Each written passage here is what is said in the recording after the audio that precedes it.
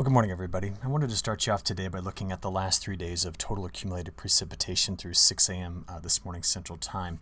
A couple things of note here. The large storm system that is still spinning here over parts of the eastern Great Lakes, getting into Ontario, Quebec, and parts of the New England area. Remember, a lot of this that fell on the backside was snow, although we watched this rapidly melt here.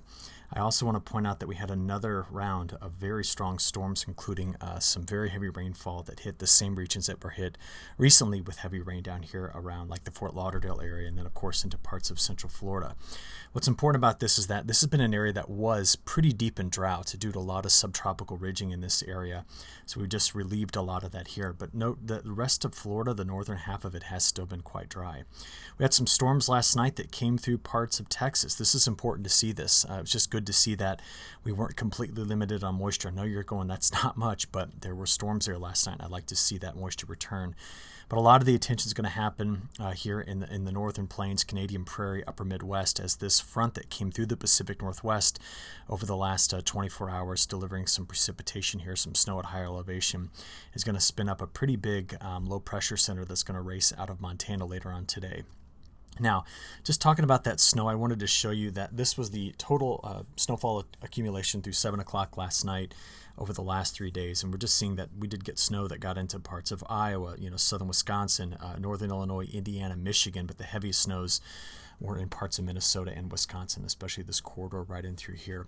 But we've already seen some of that melt as of midnight today.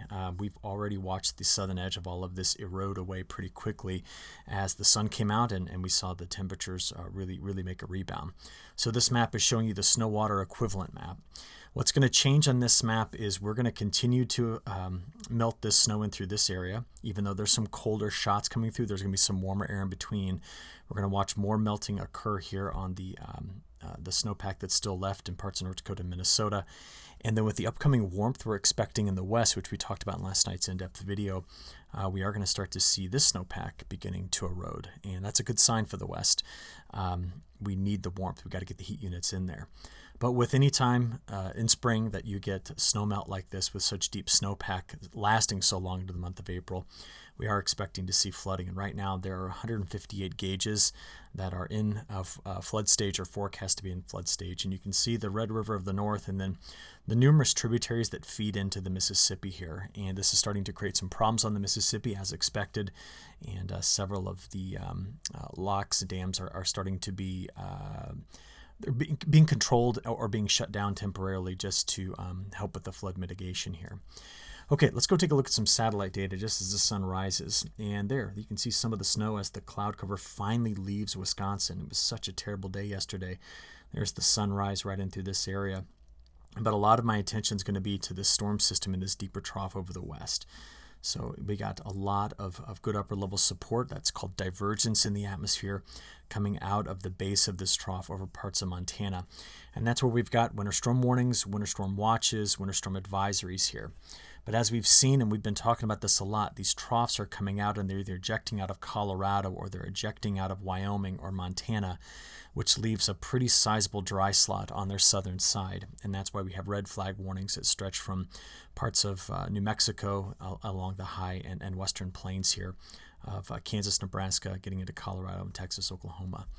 There's still quite a bit of colder air lingering on this side, so freeze warnings are out for parts of Iowa, Illinois, stretching down into Indiana, Kentucky, parts of Ohio. We do have red flag warnings out for parts of Virginia and West Virginia with this pattern too. So let's digest all of this, okay? First, let's go to the high-res NAM, kind of pick this up mid-morning here, about 11 o'clock. So one system's leaving, scattered showers down here in Texas, but we're going to turn our attention to what's coming out of Idaho and Montana here. Because as this low comes over the mountains and takes shape, a couple of things I want to take note of here. We're going to be spreading some showers and storms out ahead of it, bringing rain to places that just got a bunch of snow. So this is going to continue to saturate the soil here. This is going to be a colder rain, all right? And it's going to move across parts of Minnesota and Iowa as we finish Tuesday and get into early Wednesday morning. There is even the risk of some ice with this. But on the backside, coming out of Montana, hitting southern Alberta, Saskatchewan, and Manitoba, we do see significant snow accumulations. Now, as this low continues to mature over the southern Canadian prairie, we're going to watch this elongated front that's going to attach back to a weaker low over Colorado that'll move out into the plains. And along that frontal boundary is where we're expecting on later this week to see the risk of some severe storms. We'll take a look at those maps in a second. So could be some locally very heavy rain as this system fully takes shape by the time we get into midday Thursday. But it's going to take a while. I mean, we're going to watch it today to Thursday make it that far. Now, its main frontal boundary, its upper level front's going to sweep out pretty quickly. But the low itself today starts in Montana and then doesn't get here until Thursday midday. So a couple of maps to just kind of capture this. How about the first one showing us total accumulated snowfall? This is from the European model. I'm just going to play this out 5 days to get us all the way up to 7 p.m. on Saturday. And what I want you to note is more snow in the Cascades, a little bit in the northern Sierra, but the northern Rockies picking up some late season snow. But take a look at Montana in through here. Some places easily picking up 4, 5, 6, 7 inches of snow with higher amounts right up against the mountains here.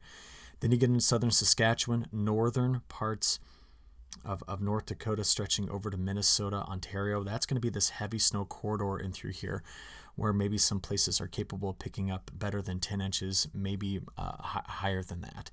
So we'll watch out for this because it's going to add more snow onto the headwaters of like the Mississippi. This is also going to affect the Red River of the North and the river systems that are in southern Canadian prairie. We talked about the severe weather side of this. This is just today's outlook map. So this is as the system's gathering here. So remember, we have the main low here, but there's this secondary low that's to the south that's going to link up with this front. And that's where we're going to watch for stronger storms in this corridor today. Getting into tomorrow, this would be the 19th. We're going to watch from Oklahoma. They got a slight risk out from there through Kansas, clipping parts of southeastern Nebraska into Iowa. And then as the low continues to progress, this would be out on the 20th. We're going to watch from eastern Texas, possibly stretching up into southern Illinois. That's going to be the main region to be on the lookout for the storms. Now, this storm system is the primary source of the rainfall that we're going to be watching here for the next 7 days. And this is just a total look here at the next 7 days of precipitation. In fact, one of the things I meant to bring up here is let's go have a look at what the European model is predicting for these next systems. So here is the first one we've talked about. See it gathering right there. That's through Thursday. That system then continues to wrap itself up east. There's a secondary low by Friday that develops down here over the Gulf Coast states, and it runs up the frontal boundary right there, so spreads rain across parts of the eastern Corn Belt, hitting the Carolinas, Virginia, West Virginia, and that one brings a rain through parts of New England as well. So after this one goes through, that's the end of the week, we notice that there's some cold air coming in behind this, but we kind of lose the pattern that likes to initiate these massive storm systems in the middle part of the country. So did you see that the models for the system that follows this next week, not as well organized and staying farther to the south with its storms? This is because of a broader trough that's going to sit here while the west warms up to some above average temperatures. So again, pretty active pattern here, and you can always look at these animations in the report. They're always linked. All of them are on the web page. So if you want to take some time to digest this and just play with it yourself, please do that. It's all there for you. All right, but let's go take a look at where that pattern does get by the time we get out to the end of April. And what I'm watching is today, now, there's a big ridge here, and there's a big ridge here. What's happening is that by the time we get out to the end of the month, a trough develops, and the ridge that's over Greenland starts to set up in this area. So the jet stream pattern has to respond to those changes in these big kind of contrast areas between where there's land, open ocean, and ice. And what it's doing is tossing a ridge in the west. So this will be a warm-up for the west. This will show us the end of the cooler weather here for the eastern half of the country, but we'll stay cool in the eastern half of the country to finish the month of April while the west begins to warm up.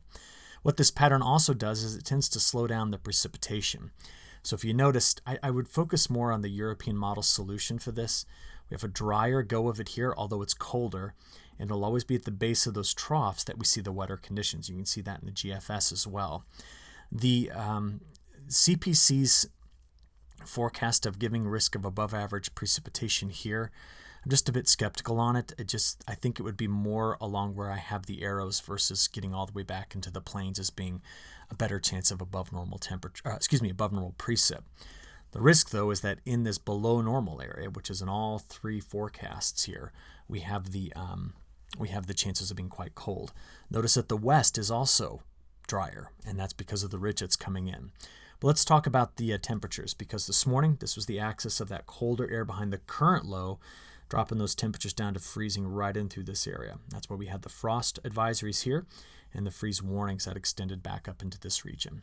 Okay, temperatures, we're going to look at four different ways to look at these temperatures today. Highs first. Let's see if I can blow that up. Nope, right there. So this is Tuesday's highs, getting into Wednesday. This is the warm sector opening that's going to support those stronger storms. But watch how cold it stays along the northern tier of the U.S. and back in the west. So we go from Wednesday into Thursday. We watch the severe weather threat translate east with this case. Getting into Friday, the colder air arrives behind it. Warmest air moves to the east coast. Saturday is a cold one for the central part of the United States, so is Sunday. But here's the rebound in the west. We're going to see those temperatures come up here as this ridge opens up early next week. Now that was max temperatures. Let's talk about min temperatures. And to be honest, as you watch this, just keep an eye on this white contour line. That would be our frost contour line. You can see it throughout the west, and you can see it here, and of course it's in the mountains. There's Tuesday morning, getting into Wednesday, so we're bringing a frost into this area. Going forward into Thursday, that's the warm sector opening, the colder air to the west. Going into Friday, now we know that there's going to be cold air coming in on Saturday. So there it is. See this? That's Saturday morning's lows, Sunday morning's lows. Pause it if you need to take a closer look. Or by the way, these maps are always linked on agweather.com, ag-wx.com. And then here you get into Monday morning. So you put all that together, we have this frost outlook for the next 7 days. So everywhere in gray is where we're expecting to see those temperatures dipping down there below freezing. So we got the cold now, and then the cold that returns this weekend for this section of the United States. Okay, how much heat units are we going to accumulate? Well, GDDs are shown here.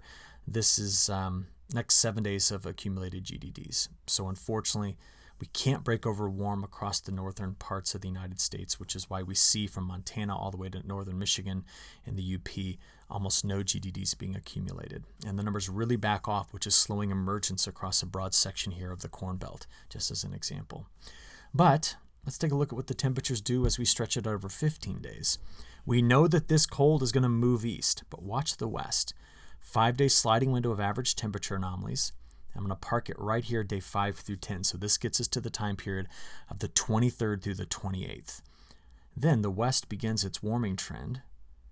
We start to see the ridge building over Greenland, and the pattern begins to show some moderation getting out here toward the beginning of May. And in last night's in-depth report, we talked about what it would take to just blow the doors off of this and really allow warmth to spread across much of the United States. So if you get a chance to go look at that. But I show you all of this, and I want you to compare it to these two maps. Since the start of April, this is what our average temperature ranks have been. So the significance of the warm-up that will be happening soon across the west is really important because there's been very little heat accumulated in the west, especially in the Pacific Northwest, so far in April. The longest holdout for the cold will be the Northern Plains, Southern Canadian Prairie, and we are, of course, going to be replacing some of the warmth we saw in the last 7 to 10 days here with much colder air. On the precipitation side of this, all right, this is an area that we just continue to see missing out on the precip. I know you're like, but I saw in week 2 it's going to be wetter here. Again, I think that's going to be primarily in this corridor that it stays wetter into week 2. There's a couple of places that have really been missed that need the precipitation from this current system. I'm thinking about this part of Montana and North Dakota. And as we watch the fronts come through this area, getting some precip into these regions is going to be critical as well. So it's just important to kind of keep the context of where you've been in terms of temperature and precip and compare it to the upcoming forecast. Lastly, in the report today, I also include the latest update, which was released a little while ago by Colorado State University. This is their hurricane forecast for 2023, primarily because of the development of El Nino. There is the downside risk of an active hurricane season, but I want to just make a couple of points, and Colorado State guys, they know what they're talking about here. They're the best in the business at doing this, in my opinion, especially Philip here, Klotzbach. But you see that here's the averages, and almost every one of the average numbers compared to the forecast is a little bit lower than average. What's being discussed is that if El Nino develops and we reduce the risk of hurricanes forming by increasing wind shear over the Atlantic, we have to remember that the wind shear doesn't just stay up all fall long because of El Nino. Sometimes it backs off. And what we're concerned about is there's a lot of warm water right now where we get our hurricanes developing. I understand this is 4 to 5 months away from us, but we just need to start the dialogue now as to what this could mean. So I'll leave you off there. Have a good rest of your day, and we'll talk again tomorrow. Thanks.